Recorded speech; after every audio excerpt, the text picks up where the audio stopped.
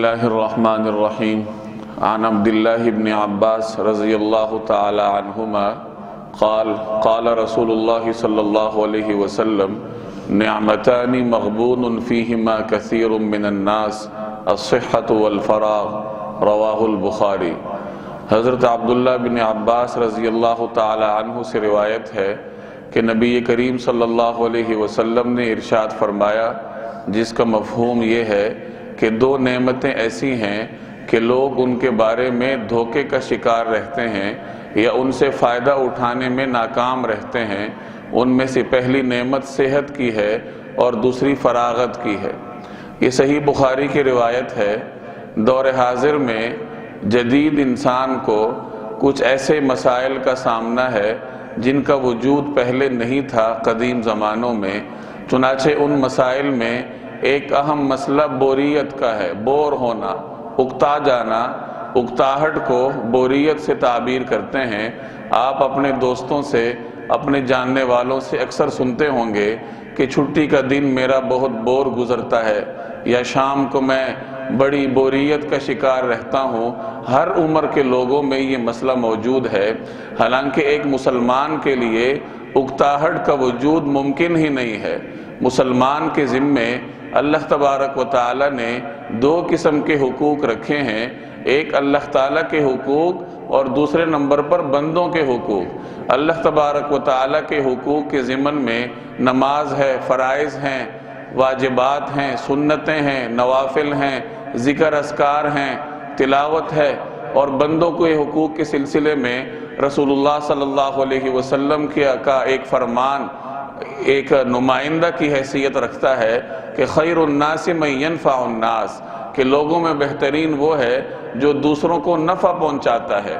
گویا کہ بندوں کے حقوق کا مطلب یہ ہے کہ اگلے انسان کے لیے، دوسرے بندے کے لیے آپ نفع مند ہوں، اس کے لیے آسانی پیدا کریں اور اپنی ذات سے اسے کوئی نہ کوئی فائدہ پہنچائیں۔ یہ دو ذمہ داریاں ہیں ہر انسان کی یا ہر مسلمان کی۔ اب فرض کیجئے چھٹی کا دن ہے تو ایک مسلمان شریعت کے ہدایت کردہ طریقہ کار کے مطابق اگر صبح سویرے اٹھے، فجر کی نماز باجماعت ادا کرے، نماز کے بعد ایک پارے کی تلاوت کر لے اور اس کے بعد اشراق کے نوافل ادا کرے۔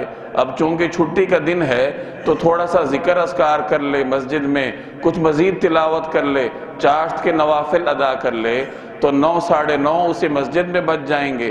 حقوق اللہ اس نے اپنے طور پر ادا کرنے کی کوشش کی ہے۔ اب باقی کا دن اس کے پاس ہے تو اس میں وہ اپنے محلے کے لوگوں کے لیے اپنی ذات سے کچھ نفع پہنچانے کا اہتمام کرے کہ محلے میں کوئی بیوہ خاتون ہوگی جس کا سودا لانے کا کوئی انتظام نہیں، تو ایک نوجوان اس کے گھر کا سودا سلف لا دے، اس سے کام پوچھ لے۔ اور اس قسم کے درجنوں ایسے کام ہیں جو ہم چھٹی کے دن کر سکتے ہیں، اور اللہ تبارک و تعالی نے یہ جو دو ذمہ داریاں ہماری مقرر کی ہیں، حقوق اللہ اور حقوق العباد، ان کو انجام دینے کا بندوبست کر سکتے ہیں۔ اب بتلائیے کہ اگر کوئی مسلمان اس طریقہ کار کے مطابق زندگی گزارے تو اس کی زندگی میں بوریت کہاں سے آئے گی، اکتاہٹ کہاں سے آئے گی؟ مسئلہ یہ ہے کہ ہم نے شریعت کو پس پش ڈالا ہوا ہے اور جدید تہذیب کو اور طریقہ کار کو اس طریقے سے اپنے اوپر حاوی کیا ہوا ہے کہ ہر طبیعت میں چڑچڑاپن موجود ہے۔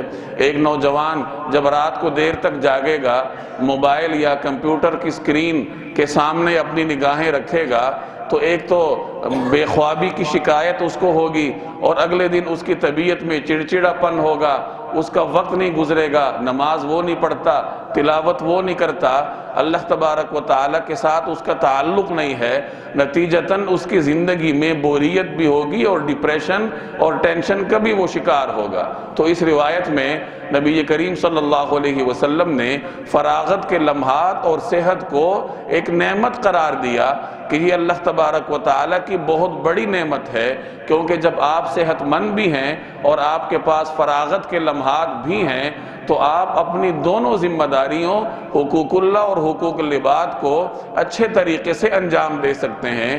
تو فراغت کے لمحات اور بالخصوص نوجوانی میں صحت کے لمحات میرے اور آپ کے لیے بہت بڑی نعمت ہیں، اس لیے اس نعمت کی قدر کرنی چاہیے اور اپنی زندگی کو اسی طریقے کے مطابق گزارنے کی کوشش کریں جس طرح نبی کریم صلی اللہ علیہ وسلم نے اپنی تعلیمات سے میرے اور آپ کے لیے زندگی گزارنے کا راستہ متعین فرمایا ہے۔